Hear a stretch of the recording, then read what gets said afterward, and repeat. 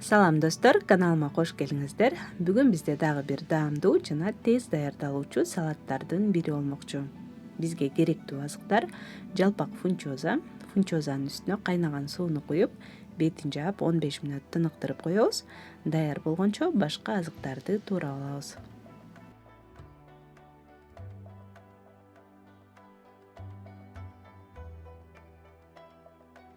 3-4 баклажанды алабыз. Баклажанды тандаганда канчалык узун жана арыктарын алсаңыз, ошончолук тураганга ыңгайлуу болот.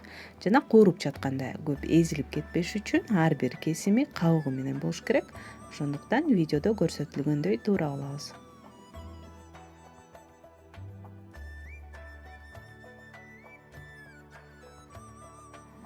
Эми 100 мл өсүмдүк майын жакшылап ысытып, баклажандарды салып, кызарта, жумшарып бышканча кууруп алабыз.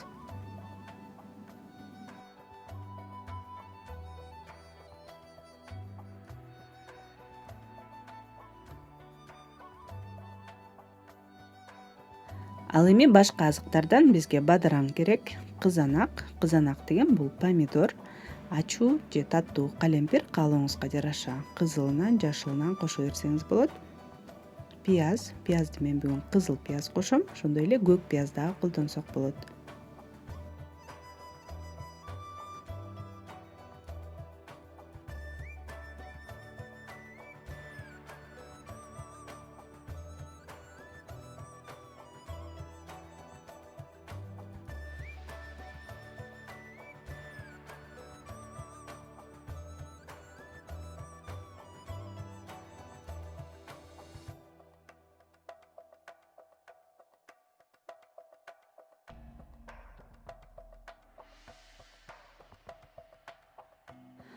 Фунчозабыз жумшарып даяр болгондо сөзсүз түрдө муздак суу менен жууп салабыз дагы. Андан кийин аябай узун болбош үчүн бычак менен майдалап туурап койсок дагы болот.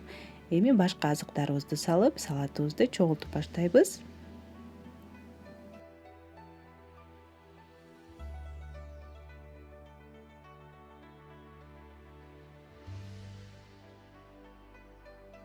Татымалдардан болсо 1-2 тишче сарымсакты майда туурап кошобуз.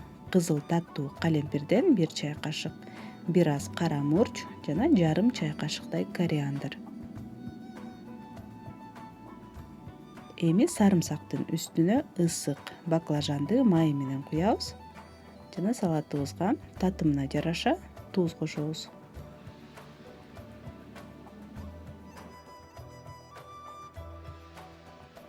Көк чөптөрдөн мен бүгүн укроп коштум. Ошондой эле эгер кинзанын даамы жакса, кинза кошсок дагы болот.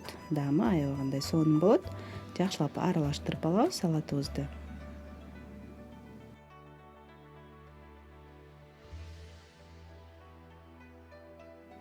Жана аягында сөзсүз түрдө 2 аш кашык соя соусун кошуп, жакшылап аралаштырып, 15 мүнөттөй тыныктырып койсок, салатыбыз даяр болот.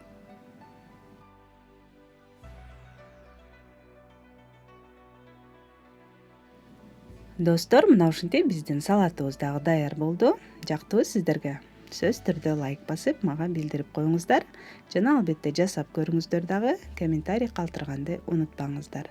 Каналыма катталыңыздар. Көргөнүңүздөр үчүн чоң рахмат. Кийинки видеолордон көрүшкөнчө саламатта калыңыздар.